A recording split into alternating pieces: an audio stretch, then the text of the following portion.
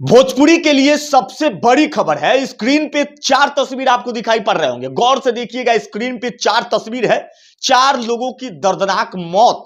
यह खबर तो आप लोग यूट्यूब, फेसबुक और इंस्टाग्राम पे देख रहे हैं, लेकिन इस वक्त की बिहार से सबसे बड़ी खबर है, जहां पे 9 लोगों की मौत हुई है, जिसमें से 4 लोग फेमस है, जो भोजपुरी इंडस्ट्री से जुड़े हुए हैं। बताया जा रहा है इसमें से सबसे फेमस चेहरा आपको बात करें तो ये सिमरन श्रीवास्तव है। इधर आप तस्वीरों में देख रहे हैं, जरा सिमरन की यादें देखिए। यूट्यूब पर जो सिमरन कारनामे करती थी, जो यूट्यूब पर बेहतर गाने करती थी, उस गाने को सुनिएगा। सिमरन का जरा सा हम आपको याद दिलाना चाहेंगे, देखिएगा।